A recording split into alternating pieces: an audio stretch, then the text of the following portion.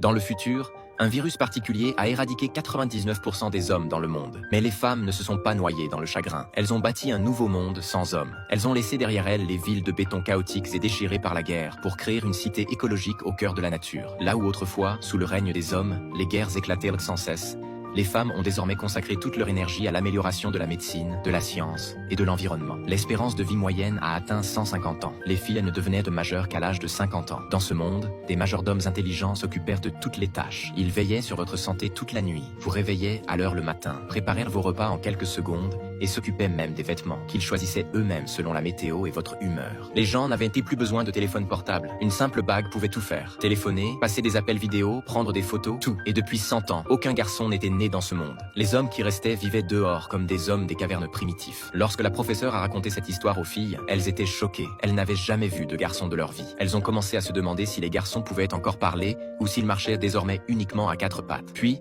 elles ont exprimé le souhait de voir le monde des primates. La professeure les a emmenées à la frontière. Quand elles ont aperçu la ville détruite à proximité, elles ont commencé à prendre des photos avec leurs bagues. Pendant ce temps, les hommes survivants passaient leur journée à faire rôtir des animaux chassés et à chanter des chansons. L'ancienne ville était devenue un désert abandonné. Même avec des provisions limitées, ils trouvèrent de la joie. Une simple pelletée de bonbons pouvait les rendre complètement fous. Quand la visite s'est terminée, Bella a commencé à ramener les filles. Mais lorsqu'elles ont atteint la voiture, elles ont remarqué que Lisa, la fille du maire, manquait à l'appel. Elle observait un canard. Dans leur monde, personne n'avait jamais vu une créature aussi magnifique. À cet instant, un garçon est apparu et sa curiosité a été interrompue. Il cherchait de la nourriture pour le dîner de son chef de tribu. Quand il a vu les filles, il leur a demandé de se cacher. Si son compagnon les voyait, cela pourrait être dangereux. Lorsqu'elles se sont cachées, leurs regards se sont croisés. C'était une sensation étrange, comme si l'on se trouvait pour la toute première fois face au sexe opposé.